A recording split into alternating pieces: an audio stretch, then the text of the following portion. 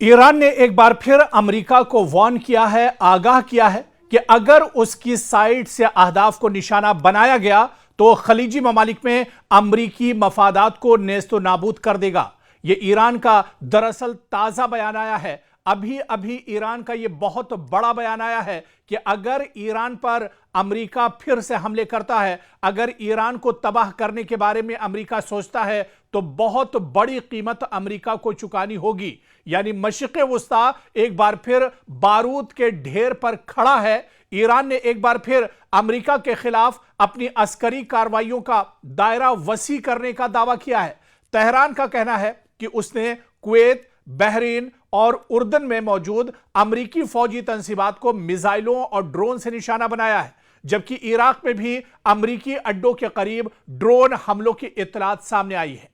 ईरानी फौज के मुताबिक इसकी मिसाइल फोर्सेस ने अली अस्सालिम एयरबेस को निशाना बनाया है, जहां अमरीकी फजाइया कई बरसों से मौजूद है। ईरान का दावा है कि इस हमले में अमरीकी radar systems, patriot missile defence system, ईंधन के ज़खायर और बाज़ फौजी तंसीबात को निशाना बनाया गया है और ईरान ने अमेरिका के इन तंसीबात को, अमेरिका के इंफ्रास्ट्रक्चर को नेस्तो नाबूद कर दिया है।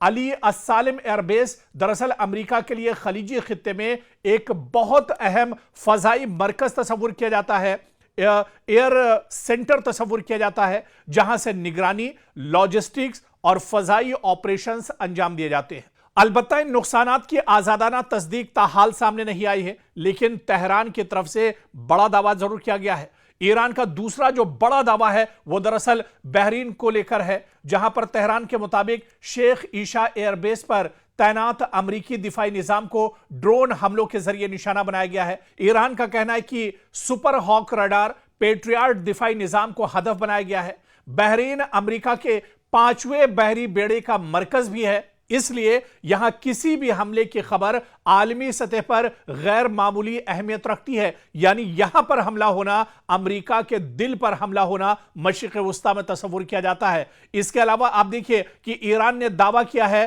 कि जॉर्डन यानी उर्दन के अल अजरक एयरबेस पर मौजूद अमरीकी मवासलाती निज़ाम, रडार और ईंधन के डिपो भी हमलों की जद में आए हैं। लेकिन उर्दन का मौक़िफ़ जो है वो थोड़ा सा मुख्तलिफ है, क्योंकि अमरीका अपनी जो नुकसान है उसको पूरी तरह से छुपाने की कोशिश करता है। हालांकि तेहरान ने इस खबर की भी तस्दीक की है।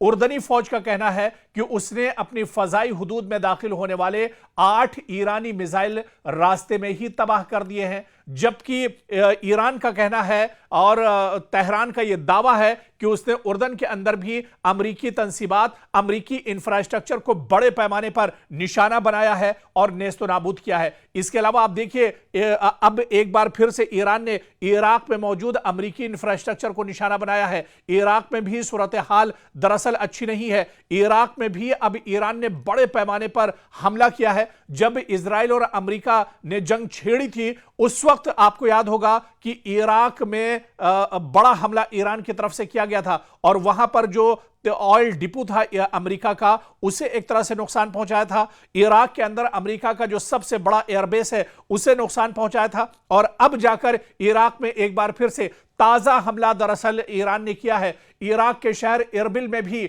ड्रोन हमलों की इत्तलात सामने आई है। इराकी हुकाम के मुताबिक 5 ड्रोन शहर की तरफ आए हैं, 2 अमरीकी फौजी अड्डे के करीब गिरे हैं, 1 अमरीकी कौंसिल खाने के करीब मार गिराया गया है। यानी यह दावा एक तरह से सच साबित होता है, क्योंकि इराकी फौज ने भी इस दावे की तस्दीक की है।